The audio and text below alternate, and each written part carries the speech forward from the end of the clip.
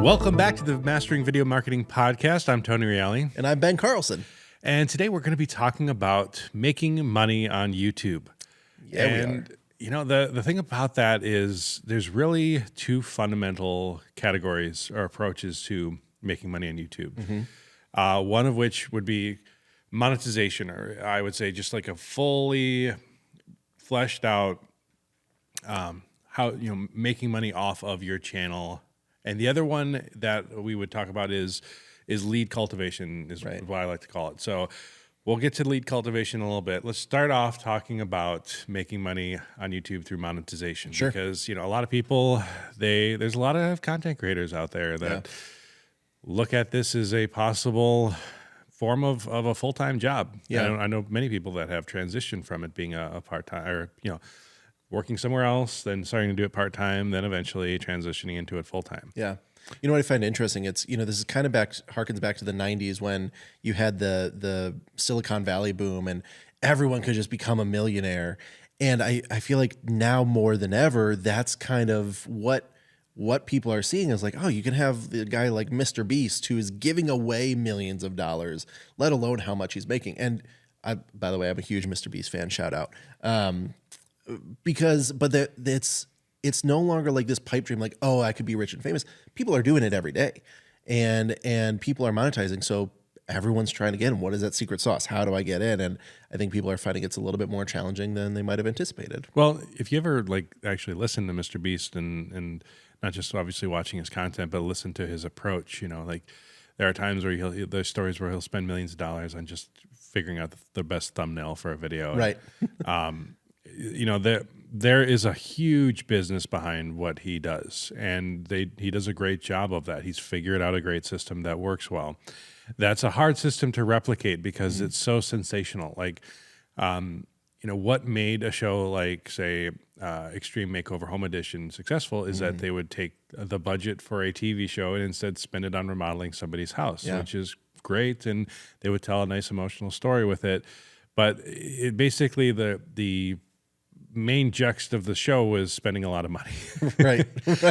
And to a certain extent, that's Mr. Beast too. Is like his thing that he's able to do. It's cyclical. Even like the very beginning when he first got his break was because he had, if I remember correctly, I mean, I don't know the entire story, but as much as I understand, he had a sponsor that was willing to give him $5,000. He wanted to just give it away to a person on the street, and he said, "Let's make it 10,000 because that number would be better. It would get more views." Yeah. And the sponsor was like, "That what?" You know, and he's like, "No, trust me." And so they did the $10,000 giveaway, and it got a lot of views, and it, you know, so it was very much a view game. You know, I'll mention our YouTube channel. We've been doing, I mean, I was one of the early YouTubers back in 2006. I started the channel, and 2007 was where I uploaded my first kind of how-to video, how to build a camera jib crane. And that one, got a few views initially, and then eventually got several 100,000. Not in the millions, but like, you know, it was one of the early how-to filmmaking videos. And you know, when you're first getting started, you're like, I figured it out. Yeah. You know, I know how to do it. And so for a while, I was doing filmmaking training, and I was one of the few doing it. And my early stuff is very rough, but I leave it up there because there's a history to it, and I want people to be able to go back and you know, see us now and then see where we came from and realize that anybody can get there. It doesn't have to. You don't have to. You know, have a huge. You know. Some people start their channels only when they're good. Yeah. And I could go cut out the old stuff and only show you the best that we've done. But I like the rawness of our old stuff because it shows that we came from nothing and where we are now. But for me personally, it was never about focusing on the YouTube channel as a main income source. Sure. There are some great YouTubers out there, like Ryan Connolly at Film Riot. Like he's a friend of mine.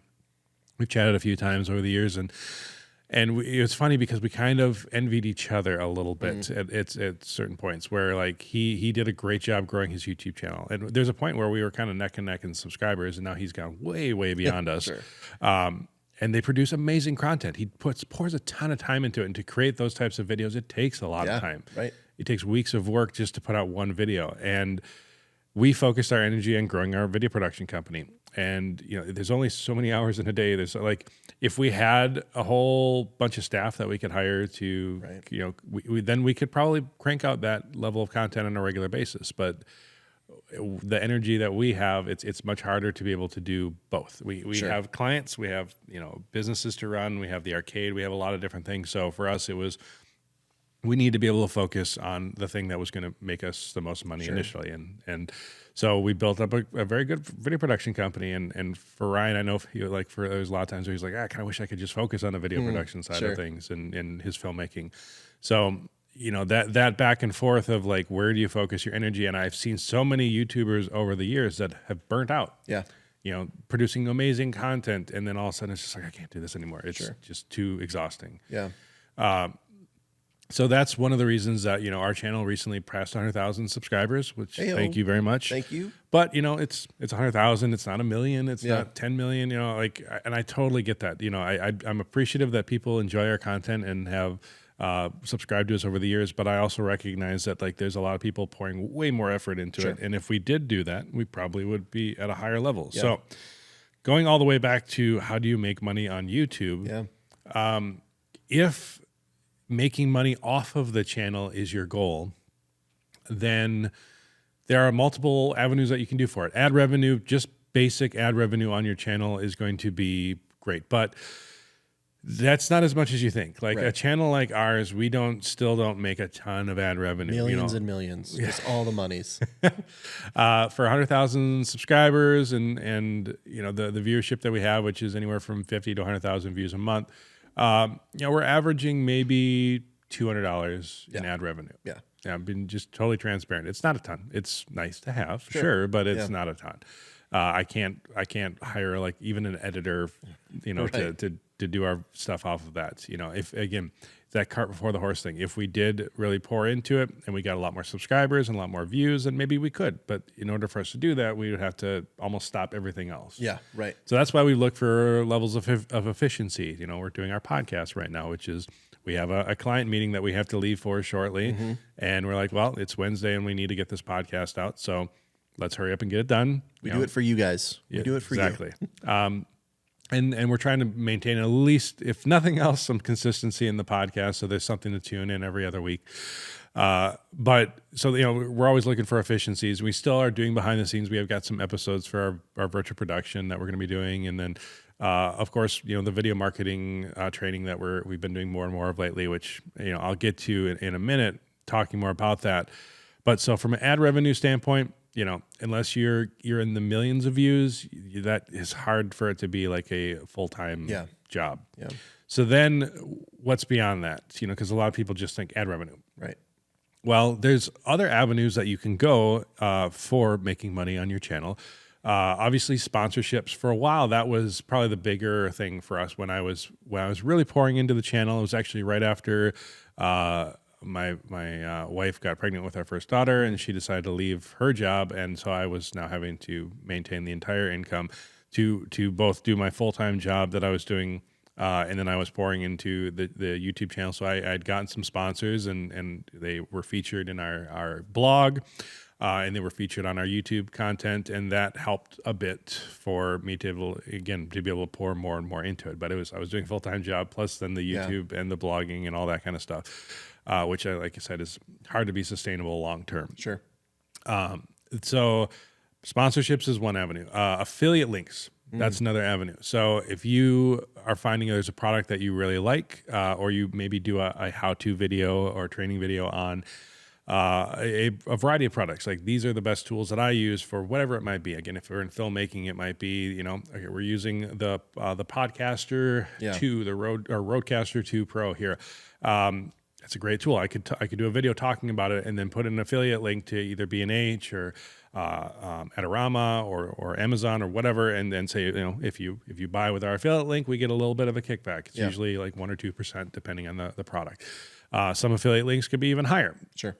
Depending on the relationship that you have. And, you know, we've been working with like Kessler Crane for a long time. And so we have in some of our virtual production content, we have a discount code that we're offering to our customers. So if you stay tuned for that, if you're interested, you'll find a discount code coming for that soon. Ayo. And we can negotiate with them like either an affiliate kickback or maybe we get a percentage back from that, or sometimes they will give us Kessler has been good about just giving us equipment that we need over the years. So. Yeah. I've bought a lot from them, but they've also sent a lot of stuff over the years along towards us just to help give them feedback and everything. Yeah. So, there's been a lot of equipment. I've spent hundreds of thousands of dollars in gear, but I've also got tens of thousands of dollars in equipment and for reviews or out of sponsorship or things like that. Yeah. And so that's another avenue of revenue is trade out or featured products that have been sent our way. It does become exhausting also when it's like, hey, you want to review our product? Sure, I can find a time to squeeze it in. Even a free product is great, but it takes time and energy to make those videos. You got to pay for it somehow. And we want to test it. It's not like we're just gonna we got a product in, plop it in front of you. Let's see how it goes. Sometimes that's a good review, but sometimes you have to test a product out for a while to know it. So now I'm doing homework. Sure. So those are some of the key ways that you can develop revenue off of a channel. So again, sponsorships, ad revenue, affiliate linking. There's those for a lot of people. You need if you're going to go full time, you need to have a combination of things, and you don't necessarily have to have a huge viewership. Yeah. Sometimes having a niche viewership is going to be okay, especially if you're going to focus on sponsorships. But you have to find companies that value those niche viewerships, and then make it worth their time.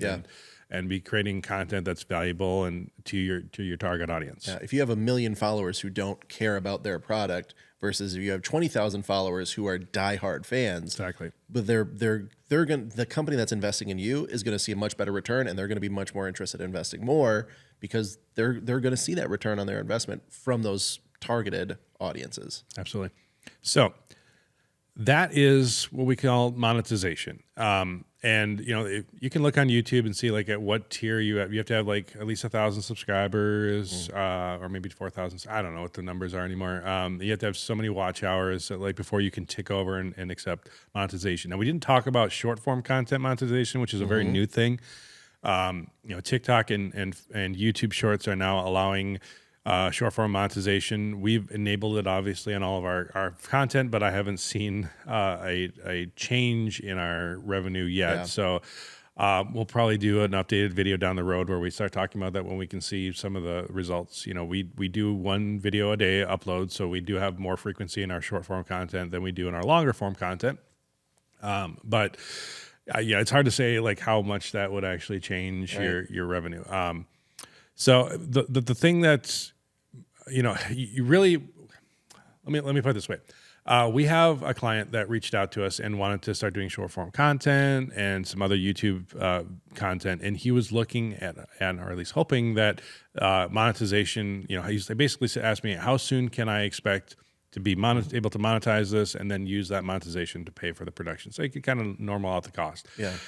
And the thing that I told him is I said, you got to look at this in one of 2 different ways. Again, either monetization as your goal with the channel or lead cultivation as the goal.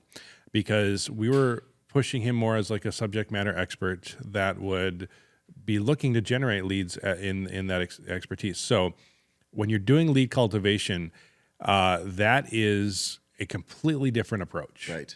And you need to let that. That's why I divide these into 2 different categories, because if you're making content for one, it's not going to boil over into the other. And the way that you make the content for one, if I'm making content just purely for the views, which honestly was how I kind of did my content in the past, it was more about just purely the education, the entertainment, the viewership. But when you're doing content for lead cultivation, it needs to be valuable for sure. It needs to be. You can't be about you. This isn't, and that's where a lot of businesses make the mistake, is that they will turn it into just a big old sales thing. Right. But what you're trying to do is you're trying to sprinkle in call to actions to your brands. So like for us, example, we've kind of taken the shift of our NextWaveDV channel, which again was originally mainly about filmmaking training. And then in recent months and years, we've focused on video marketing because we went through a major shift in ourselves. We were basically I love making pretty videos, and I've said this many times. Like, and you do a good job at it. Oh, thank you. And I've bought, again, hundreds of thousands of dollars worth of gear to make pretty looking content. I have a Red camera, not because I necessarily desperately need it. It's because I really like the image that it makes. And I have motion control gear and all these tools that are just I don't have clients just going, we need you to have this equipment. It's because I want to be able to accomplish certain imagery that I could not accomplish without the tools. So exactly. It's the artist in me more than it is the business owner in me. Sure. But as we shifted in our approach to how do you stay relevant in today's day and age when there's a lot of people that make pretty looking images and cell phones are constantly making pretty images. Pretty images, yeah. Right. So we realized that in order for us to stay relevant as a company and to continue to exist and to be valuable to our customers, we need to be able to not just make great video, but we need to be able to use that video to help grow their businesses. Yeah. And that is way more important than making pretty images from an existence standpoint, from an ROI for our customer and for them to justify why even spend any money with us in the first place. So because of that, that we've kind of done a bit of a shift in our YouTube channel. We've started talking more about that, both because it's a growth process that we've gone through, and we want to start sharing it because, our YouTube channel. If you go back and watch it, you'll see when I started learning about depth of field adapters, I made depth of field adapter videos. When I was learning about DSLR video, I made DSLR videos. Virtual production, we started making that.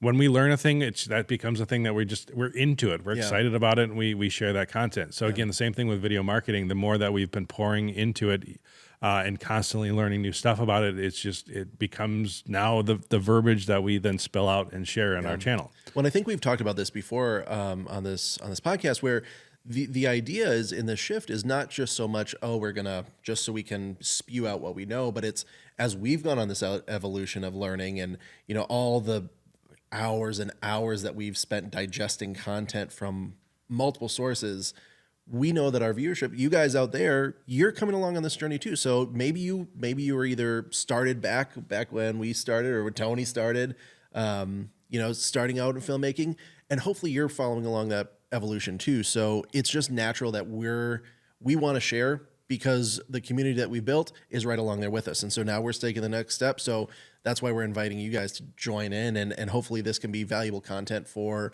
the video businesses or social media businesses, or even just side hobbies that you enjoy. This will help elevate it and take it to the next level. I think the other thing too is I've seen a lot of YouTube channels that are filmmaking training. When I first started, I was one of the few doing it. Now there's a lot doing it, and that's great. There's a lot of people doing really great stuff. There's a million videos out there on how to shoot pretty videos and how to light it and all that kind of stuff. So I didn't want to just be adding to the noise. I do feel like we have always a unique approach, and we can share the success stories and how we've helped clients, with video. But fundamentally, I was like, I want to find a way that we can have our own voice that can be valuable and help people out. And the other side of it, of course, is the lead cultivation. Yeah. So we are, creating video content on our YouTube channel and our other platforms that is both helping, giving away free content that's valuable to our audience, but then also helping to continue to establish us as the experts in the field that we want to be known for. Right. Exactly. So people Google, people look around, people see, they're looking for content, or they come across content that helps them in a specific need that they have. And, frankly, unless we were to do a ton of paid courses or stuff, and we have a few things down the road that we're going to be working on for a few filmmaking training courses that we want to bring back up.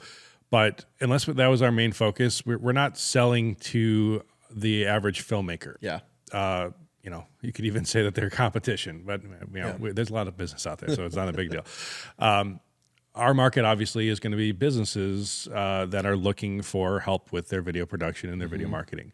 So we want to be creating content that is speaking and helping those types of that audience. Yeah. So we can show up as the experts in the field in that realm. So that shift also in the voice towards video marketing has also then allowed us to show up more in the feed of the people that can actually be a customer of ours. And that's that's lead cultivation. Yeah.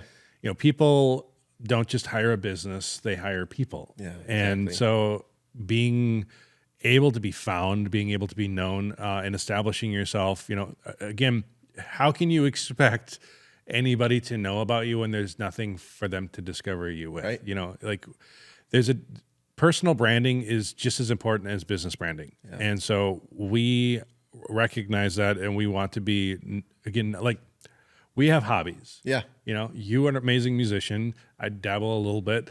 I'm huge into board gaming. I've got a huge collection. Even that is an understatement. We'll do a whole other podcast. It'll be all pop culture corner just on your board games. Anyway. But that isn't something that I necessarily care to be known for from a dollars and cents business standpoint. The thing that I do for a living is marketing and video production. And so those are the things that I want to have a presence online for, and same thing for you. And so as we're, you know, if somebody, there have been many times where people reach out to us and I've seen your stuff. I know who you are. I know you before I've even reached out to you. Yeah. You know, we were starting to get people that are reaching out to us from way outside of our region. You know, we had people contact us from New Jersey the other day. Yep. And just because they had seen our content on YouTube and it was starting to show up, and Quote, saw your faces all over my page. yeah. And that just goes to show that, like, if you are creating that type of content, you can really reach outside of your main market. And so lead cultivation is that other way to make money on YouTube and use YouTube. But you got to understand, like, that's a totally different thing than monetization. And I'm not looking for sponsorships. The sponsorships lately have been our own content. You know, speaking of which, we are working on a webinar right now that we shot. I've been editing, and I'm really excited to be releasing it. Hopefully, we'll have it out in the next week or so. Yeah, stay tuned. It's called, well, I'll name drop it, is the Video Pathfinder system, and you'll be able to find it at videopathfinder.com once the website's been updated. Right now, it's just a placeholder website, but we will have the main website out there very soon. And it's a less than 40-minute webinar where we talk about how to properly use video for business, how to properly use social media, because we notice that a lot of businesses kind of use social media backwards. Yep. So we lay out a very, very solid, easy to follow social media content map. And then we also go into what we call our Video Pathfinder system, which is basically our proven method that we've developed to easily and effectively create the best video marketing for our clients. Yeah. You know, having systems in place as a business is one of the most important things that you can do. It's good to be good at something. It's good to figure out how to do something. But when you can develop a very easy to follow system that's easy to take your customers through, easy for you to always rely on, that, like, I know how to do this, I've done this so many times, and hopefully replicate and be able to get other people to replicate along with you as you grow and scale. So the Video Pathfinder system is something we've worked on for years, and it is now something that we're giving away for free in the webinar to show, like, this is so effective and it's worked so well for us, and we want to share it with everybody. So that's one of the free giveaways that we're doing, and that's one of the sponsored video. And frankly, it is a lead generation mechanism. It allows us we give away something of great value for free. And all you have to do is sign up, and you give us your email address, and then within that, hopefully a chunk of those people can be target new audience, new customers that would be interested in our products, and we will then cultivate those leads again by sharing more valuable content, sharing more insights, so that we can stay at that top of the mind. We don't think that people, somebody that's tuning in right now may not have a video need this second, right? But you might down the road. And so again, by cultivating those leads, but not spamming people, right? This isn't like every single email. Here's a new product. Here's a new sale. Hire us. Buy us. It needs to be valuable. Just as much as the reason you would subscribe to a YouTube channel should be to have, the content that you value and that's interesting to you and relevant to you. If somebody's willing to give you their email address, you should be not spamming them. You should be giving them valuable content on a consistent basis. Yeah. So that you, again, stay hopefully top of mind, so that at some point when it clicks over and they have a need, that you're the first person that they think of. Exactly. So that's lead cultivation, and that's the kind of sponsorship that we're doing. Is we're doing our own sponsorships, and that's really the other side of how to approach making money on YouTube. And they're both viable, but it really depends on what kind of a YouTuber that you are. If you're making stuff that's purely entertaining, yes, Mr. Beast has a business. He's got his burgers and he's got all of his other stuff that he's growing his own brand with.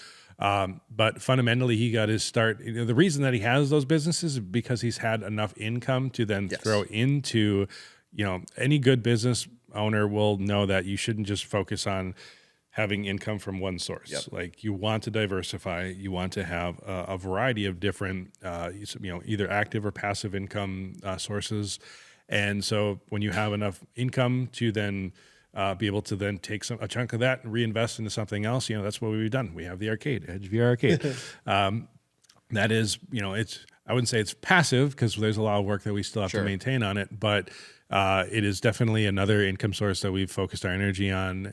Again, the YouTube channel, and then there's lots of ways that you can develop side income from a good brand and a good brand presence. Yeah. But that's completely different than like I said, lead cultivation.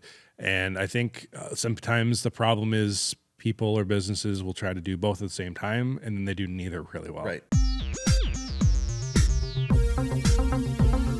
Alrighty. Time for the pop culture corner. We actually had to get going, so there's a little bit of a reset we had to do, because we had another podcast that came in, which was Discover Green Bay. Heck yeah. We have actually several podcasts that use our studio. That's right. Strictly Blizness. Strictly Blizness. Thank you. Yep. Which is the Green Bay Blizzard podcast. By the way, I'm not even going to say shameless plug. This is happy to plug. These guys are doing great work. So Strictly Blizness, Discover Green Bay podcast. Yep. There's a few others that are in the works too, that we've been working on. So if you're in the Green Bay area, you need help with a podcast. Anyways, pop culture corner. All this could be yours. Pop culture corner. I want to talk about we had to reset, and we had to keep talking, because I am so excited about Thomas the Tank Engine. Yeah. Power Rangers. Am I close? Close. That is pretty. It starts with a P. Okay. Is it Picard by chance? 3. Oh my gosh. So again, as we always talk about, we're never going to do spoilers, but there are lots of fans between Star Wars and Star Trek right now that have just been not enjoying the current phase of new shows and new movies and everything like that. Star Wars and Star Trek. Yeah. Yeah. And I always felt, well, I shouldn't say always. I've kind of felt that Picard, the show, kind of was the Star Trek's version of the Star Wars sequel films, so Force Awakens and Last Jedi and all that. Yeah. And the first 2 seasons of Picard were kind of hit or miss. Some people hated them. Some people loved them, and there are people like me that are like, I enjoy being enough in this world. It's like Harry Potter or Pirates of the Caribbean. Like, even if it's the later films aren't as good, I still enjoyed being back in that world. in it. Exactly. Absolutely. So, I gotcha. But it would still be nice if they would do a good job with it and tell stories that are more in line with the reason that I fell in love with the franchise in the first place. And so Picard season 3 is a bit of a return to form in that regard. It's just tonally a lot better. I mean, visually it's still in the same, like, it's not, if you've watched Next Generation, it was kind of bright and cheery to a certain extent compared to like the later stuff, which started getting moodier. Sure. Visually it hasn't been like a reboot, but tonally the show just like, so I know you're not as diehard of a Star Trek fan as I am, right? But like the Trek movies, like Star Trek 2, Star Trek 3, they really pulled in kind of the militaristic feel to it, where they had the boatswain whistle and they had the all right, we're coming out of dock now, half thrusters head full, Sure. and then you had that, if it's a feeling like these majestic ships really coming out, as opposed to Star Wars, which was like fighter jets. Yep. Star Trek was more like giant, big old ships moving around. And because of the popularity of Star Wars, I feel sometimes Star Trek is like, we need to make the ships zip around. And and the showrunner Terry Matalas he's a big Star Trek 2, Star Trek 3 fan, and he brought in kind of that feel that has been missing for a long time. So it like when the Titan, which is the hero ship of this season, is leaving space dock, it really has that majestic feel, and the score is like they brought it back, the James Horner and the Jerry Goldsmith scores from the original movies, and the score in and of itself makes it feel like a different show. Like it really feels like classic Trek again. Wow. So Cool. I'm never going to do spoilers, but it's really exciting. Obviously, I've only seen the first episode thus far, but there are a lot of reviewers that have seen the first 6 or all 10 and are just saying some people are saying this is the best season of Trek ever. Hot take. That's a hot. And there's some people that are saying it's the best. Like of all the Star Treks out there, this is king. And then that's a big statement. Yeah. There are others that are saying this is the best Trek in 20 years, and so regardless, I'm just excited for the ride. And the trailers seem to be purposefully, I don't say misleading, but just not giving the entire picture as they typically do, so that you don't feel like you're missing out on spoilers or whatever like that, or watching the whole show in the trailer. And all the hints they're talking about like things that have not at all been revealed in the trailers, some big callbacks and big twists and stuff like that. So I don't know, I'm just super excited to have that back. So I'll say this: I've always been more of a Star Wars fan. When I was younger, I was big into Voyager just because I had a huge crush on 7 of 9. And so and I really got into the show and the storytelling. She's in Picard, That's what so in watching the trailers, what I really am excited about, and why I probably will jump into Picard now, even go back and watch first season and second to get into the third, is I appreciate that they're bringing back some of these all-stars, and it sounds like they're not doing it in a kitschy, like, oh, we just need to capitalize on anyone who is popular in our shows, but really tying it into the storytelling. And I just in the trailers that I've seen, as a non-Trek fan, I'm excited about what they're doing and excited about maybe I can get into this. So yeah, I'm excited to jump into it. Season 3 has a lot of homages, so it's not that you can't just jump in at in that, but I would still probably recommend at least a few specific episodes of the Next Gen show and some of the movies too, not because you have to, but because they put so much care into tying it in and making it feel like a part of that story that if you don't have, it's like the dice in Last Jedi.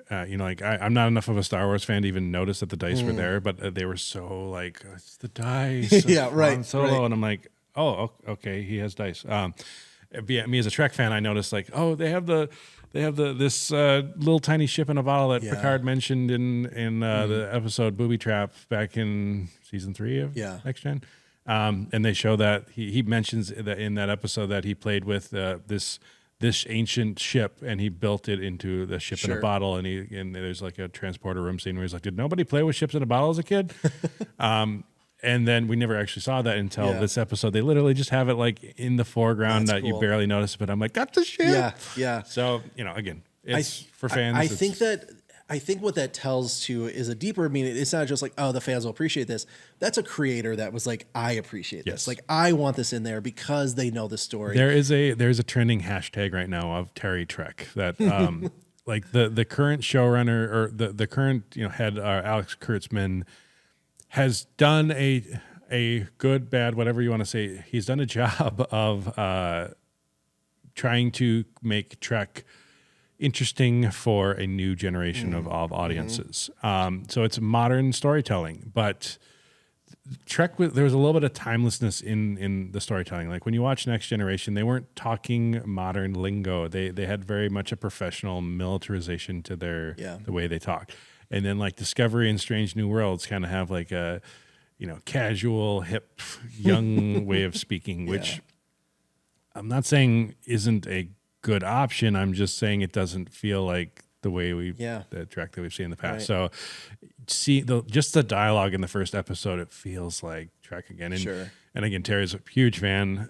So I would love to see him do more. Yeah. They, as I understand it, they have kind of left the ending of the show very open-ended, like they could continue telling more stories. They've hinted like they were leaving off to the next generation. So I hope that we see more stories in this generation. Yeah. That reminds me of, we were talking with a client recently where they said that their focus was on providing the invisible experiences, the things that no one notices, but it's part of the whole experience, and it makes the experience better. Even if they never notice, little touches like that really do make or break a show, where it's like, oh, this is a good show, or oh no, they get it, and I can get into it, and it draws people in, because when you care about it that passionately, it comes through. You can't help but let it exude and get other people excited about it, including non-Trek fans. Exactly. Last thing I'm going to talk about is I finally got around to watching Everything Everywhere All at Once. Yep. And again, spoiler free. I loved it. It was, there's been a lot of multiverse stuff coming out lately between Marvel and even DC with The Flash coming out soon. And hot take, it combines both. No. Right. It was really good. I love the approach. I kind of like the fact that it there's only so far you can go in a Marvel or DC thing, because without like completely breaking your universe, and they've gotten right up against that many times. And so having a story that's separate from a universe like that, it can be whatever it needs to be. It was good storytelling. The pacing and tone was a bit all over the place, but that was on purpose and in a way that I'm totally fine with it. Am I the last person in the studio to see it? You might be it, because Sean, one of our other post production guys, he saw it 2, 3, 4 times in theater. Might be him. Yeah, he is an avid fan. So. Super big fan. Yeah, I loved it. Highly recommend it for sure. Yeah. Anything that you've been watching lately? Tom's the Tank Engine, really, really big. Bluey season 3 is on repeat. You've gotten a bit farther into 12 Monkeys. I have gotten farther into 12 Monkeys, and it was at a point where I would want to watch it leisurely and like, oh, let's just enjoy it. But now I'm so invested in it, like I want to make sure I'm carving out time where I know I can be focused, stay awake, and really, because there's so much happening. So much happening. And if you miss a little bit, it's like, wait, what? You're 2 episodes in, and now they're calling back to a thing where it's like, when did that even happen? So, I am very impressed, very, very impressed with 12 Monkeys. And I'm a big fan of. Are you a Schitt's Creek fan?